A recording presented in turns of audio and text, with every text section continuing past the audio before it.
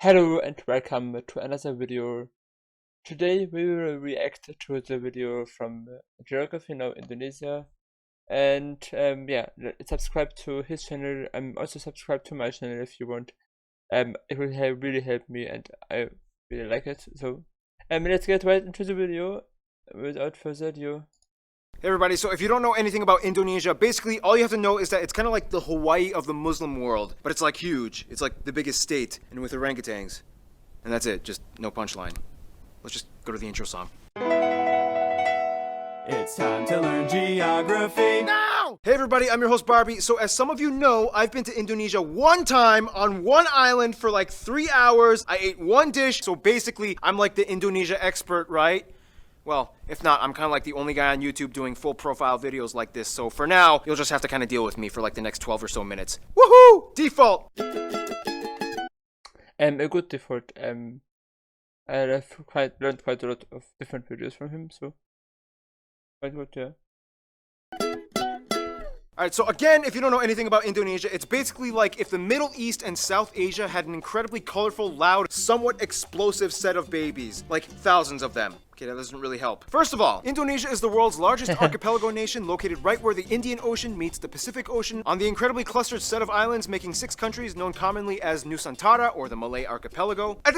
Indonesian Archipelago. Sure, whatever makes you happy. Indonesia actually has land borders with 3 of these countries, East Timor, Papua New Guinea, and Malaysia, on the biggest island, Borneo, or Kalimantan, which is one of the world's I think also they recently moved the capital from Jakarta to a new city they built up here on this island. only 2 triple split nation islands. I mean, I don't think that you can see my cursor, but the Kalimantan island, they moved the new capital, I think, somewhere in the middle of the territory belonging to Indonesia. The other one being Cyprus. Although technically if you include the UN buffer zone, it's kind of like 4 entities, but the UN isn't a country, whatever, just watch the Cyprus episode. The country is divided into 34 provinces, 5 of which have special administrative statuses, with the capital and most populous city, Jakarta, located on Java, the world's most populous island with nearly I learned the programming language Java a bit, so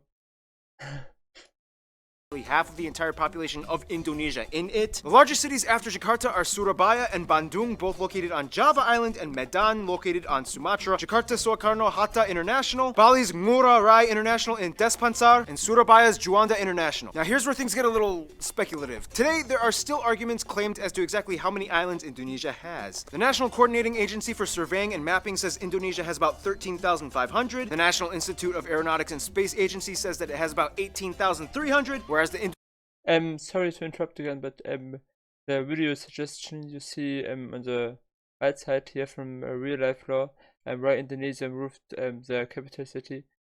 Yeah, it shows, I mean, it's not directly in the middle, I see from the thumbnail, it's more the coast, but yeah, whatever. Indonesian government claims about 17,500. But wherever the point is, there's a lot of them. Over 8,800 have names, and over 900 of them are permanently inhabited. You would think they are the country with the most islands, but surprisingly, Finland and Canada beat them. But a lot of their islands are kind of like boop-a-doop, little islands in the lakes, so does it really count? Yeah, I think I it guess. does. Now let's talk about the 5 special administrative provinces. They are Aceh, Ngayogyakarta, West Papua and Papua, and the capital Jakarta. Now, no surprise, the capital Jakarta acts as its own political entity. Lots of countries do that. But what about the others? First, Aceh. Aceh is kind of like the black sheep of Indonesia. It's the only province in which Sharia law is fully implemented. Also, they kind of have like a ton of oil, so yeah, they've kind of asserted a very independent ideology that sets them apart as autonomous from the rest of Indonesia. Then you have Yogyakarta, which is the only region that is still governed by a pre-colonial monarchy, the Sultan of Yogyakarta, who acts as a hereditary governor. Otherwise, we get the 2 Papuas, which collectively used to be the province called Irian Jaya, but then in 2003 they got split into 2. Basically, this is the place that has the least in common with the rest of Indonesia. It has a culture and background closer to their cousins across the border in Papua New Guinea. So then why is this part of Indonesia? Well, long story short, Indonesia was basically like, well, now that we have our full sovereignty, we get everything that the Dutch colonized. But the people of Papua were not too happy, so then Indonesia was like, all right, we'll give you a vote to stay or leave. However, we would strongly implore you to make the right decision. So they voted to stay in. A lot of people complained. There's still some current opposition, and to this day, the area has a relatively high level of autonomy, and the government kind of just leaves them alone except for when it comes comes to mining for resources. Oh, and the South Maluku area also kind of has like an independence dispute thing kind of going on, but the major opponents to the Indonesian government are primarily based in the Netherlands. Then you have the strange Riau Islands, which look like they should belong to Malaysia, but they don't, even though they have a strong Malay-derived culture. Then you have the Ambalat Sea Block, which has a ton of oil that both they and Malaysia argue over. So that essentially covers most of the administrative divisions of Indonesia. Some of the most notable spots of interest in Indonesia might include the National Monument and Museum, Royal Kraton Ngayogyakarta Palace, Ratu Boko, the Magelang and chicken-shaped. This looks quite interesting. I mean, it's probably not as amazing as it looks like. I mean, it's just a picture of a big chicken, but it definitely looks nice. Churches, Borobudur, disputably the largest Buddhist temple in the world, Maimun Palace, the Taman Sari Underground Mosque, the Equator Monument, the Pura Ulun Danu Bratan Lake Temples, yeah, try to say that 5 times fast, Pura Ulun Danu the Batan Lake, the Millennium Bridge, the Sacred Monkey Temple, the Hellmouth or Elephant Cave, the 7-story pagoda of Cebu, the smoked mummy villages of Aikim and Jiwika in Papua, or if you're lazy, you can just go to the Teman Mini Indonesia Indah Park, which kind of has like a bunch of replicas of all the famed sites in Indonesia. Oh, and keep in mind, there's Dutch colonial style buildings all over, too many ancient temples and pagodas to list, and no matter how many buildings and landmarks are built, they will never compare to what Mother Nature has done. Which brings us to volcans and earthquakes. Indonesia's land is like that one ex we all had back in our 20s that we trusted a stupid friend to hook us up with. Super attractive, but almost killed you a few times. Indonesia lies on what is labeled as the prehistoric continental shelf known as Sundaland, which during the Ice Age times pretty much connected all of the islands together before the Wallace Line until the ice melted and filled in the gaps. Now this is where things get incredibly messed up. Not only is Indonesia right in the worst part of the Ring of Fire, but the country is basically smashed between 3 converging major continental plates, the Eurasian, the Pacific, and the Australian plates, with dozens of minor plates and rifts like the Sunda, Timor, Banda, Molucca, and so on. This in return gives Indonesia over 400 volcanoes, disputably more than any in the world, with over 150 active ones, making it the most volcanically active country in the world as well. This means on a daily basis, Indonesia experiences on average about 4 earthquakes a day, ranging anywhere between the small, timid 3 to a noticeable 6 on the Richter scale. And you never know where or when they will happen. Impressive. Nonetheless, Chile also, of course, has a lot of earthquakes. Volcanoes can be a good thing, especially when concentrated close to the equator, as the warmer, humid climate allows moisture and minerals to coalesce, creating some of the most fertile land on the planet. This is why places like Hawaii and Iceland are so radically different despite both being volcanic islands. In the end, Indonesia got blessed with a flourishing abundance of flora and fauna, the second highest concentration in the world after Brazil, many of which being endemic species like the Rafflesia arnoldi and the Titan arum, the largest flowers in the world, which each smell like rotting corpses. And at over 180, they also have the highest concentration of mammals out of anywhere in the world. Nonetheless, the national animal is actually a reptile, the largest in the world at 3 meters long, the famous Komodo dragon, which you can find a bunch of on Komodo Island, which is where they get their name from, and they can kill people. Just a heads up. And the surprisingly not national animal, even though everybody knows and loves them, the only great ape in Asia, orangutans, are only found on this archipelago as well. By the way, they look docile and quiet, but orangutans can rip off your arm if you anger them. So don't. Otherwise, the largest mountain, Puncak Jaya, is located in the east in Papua. The longest river, the Kapuas, flows on Kalimantan, or Borneo Island, starting in the east, emptying into the South China Sea. The largest lake, as well as the largest volcanic lake in the world, Lake Toba, can be found on Sumatra. This is also the site of the largest speculated volcanic explosive Looks quite massive. eruption on Earth that essentially created a worldwide volcanic winter. The eruption was so big that you can literally observe ashes from the explosion that went as far as Malawi in East Africa. Remember guys, Mother Nature is beautiful, but if she wants, she can kill you. Close to Puncak Jaya is Grasberg, the largest gold and copper mine in the world. And on Mount Ijen on Java, which spews out blue lava, all over you can find intrepid sulfur miners that literally go into the base of the volcanic craters, risking health just to get raw sulfur ores. Otherwise, you have other anomalies like the Sidoraj. Probably they don't do this because it's so fun, but just because they have to, because they otherwise wouldn't earn enough money to survive. So, yeah, that's probably the reason. mud volcanoes, the three-colored lake Kelimutu in Flores, and the Kakaban Island jellyfish lake. Too many strange places. To this day, Indonesia is the #1 producer of palm oil, cloves, cinnamon, nutmeg, coconut, and vanilla. Some national dishes might include things like rendang, satay, or satay, gado-gado, lontong, ketupat, papeda, ikan bakar, pempek, tumpeng, lemang, and the national dish Nasi Goreng, which basically just means fried rice, which has no exact recipe. You can mix it up and kind of do whatever you want to it. Oh, and keep in mind, Malaysia might argue that some of these dishes belong to them, but that's a whole other story tied in with history and culture. We got time. Why not talk about it? Now, there's a... Now we come to an interesting fact. I was surprised when I first heard about it. Yes, I watched the video before, but I did pretty much watch nearly all of the geography episodes. Of course, not those which are still to come. I look forward for some of them, so I will react to those too.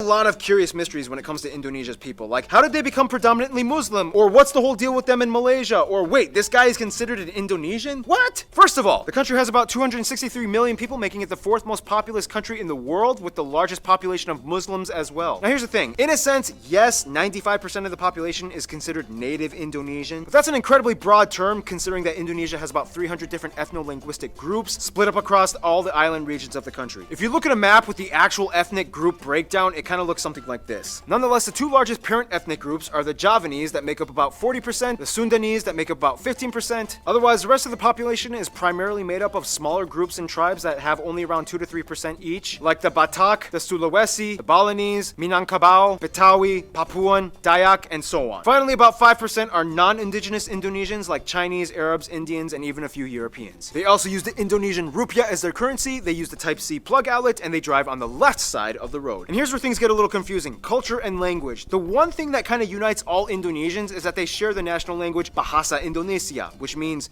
the Indonesian language. However, Bahasa Indonesia is actually kind of like a lingua franca to many of the people, as Indonesia is the world's largest trilingual country. In addition to Bahasa Indonesia, most people speak their own mother tongue as well as English. Yep, English. They caught on quick when they realized it was... That's good. I would maybe be there one day. English is the language I can, and Bahasa Indonesia, I know, can't speak it. Maybe I would like to try it out to learn it. I like to learn languages, but yeah, to speak English is good.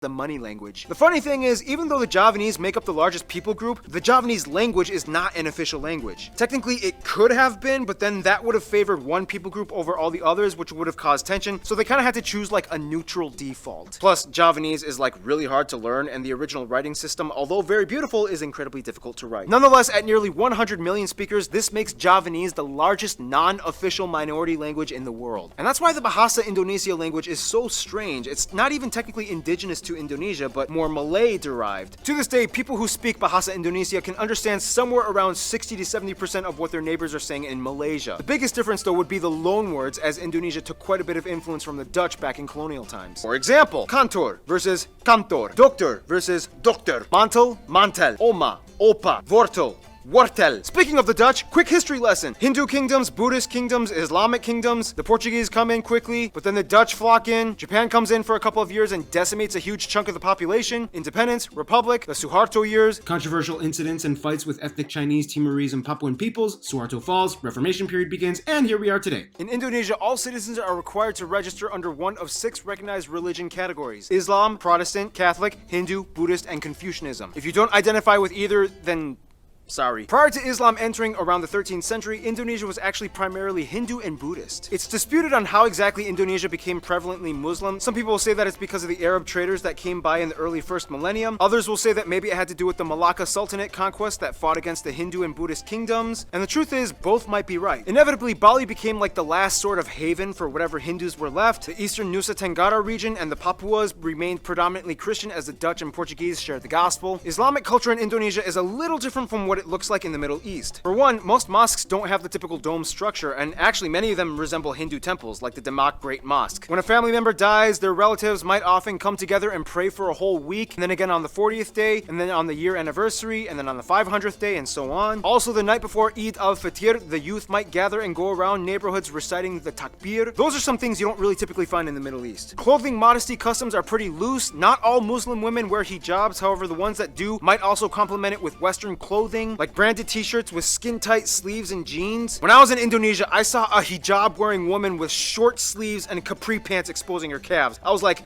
can they do that? Now, in terms of culture, again, it depends on where you are, and many indigenous peoples still follow ancient traditions. Everything from the Minangkabau candle dance to the gamelan players of Yogyakarta, Wayang Javanese shadow puppetry, Balinese festivals, Sumatran Pencak Silat martial art tournaments, Kenya motif paintings of the Kalimantan tribes, the deadly Pasola game played by Sumba peoples, Karaben cow racing on Madura Island, the strange burial traditions of the Toraja people.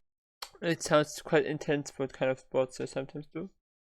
And everywhere you can find those pointy longhouses. Otherwise, some notable people of Indonesian descent might include people like the first president Sukarno, Gadamaja, R.A. Kartini, B.J. Habibie, Iko Uwais, Yayan Nuruhian, Sesep Arif Rahman, Agnes Monica, Iwan Fals, Anggun, Megawati Sukarno Putri, the Hartono brothers, and YouTubers Brian Emanuel and Raditya Dika. Now, it's so hard to cover Indonesia's culture because there's so many different people groups, each with their own cultures. It's insanely colorful and rich. I wish we could cover more, but we gotta move on to some diplomatics, shall we?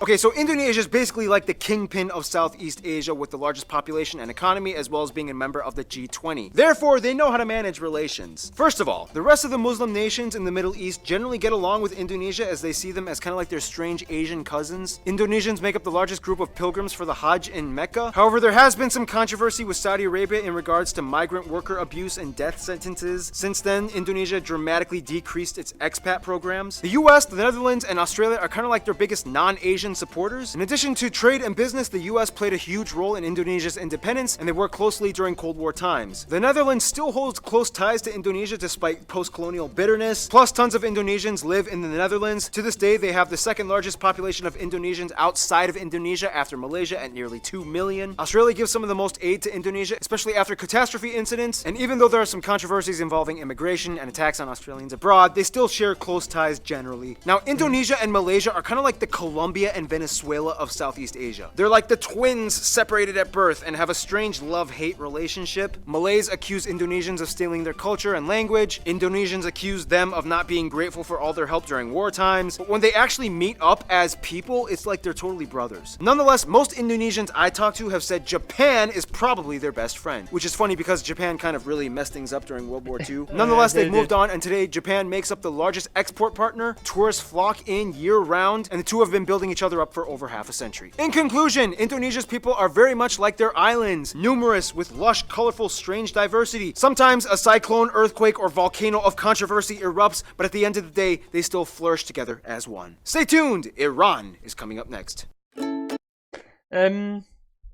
Yes, Indonesia is Indonesia is an interesting country. I didn't know that it was so much Muslims there. It's still interesting. I like it very much.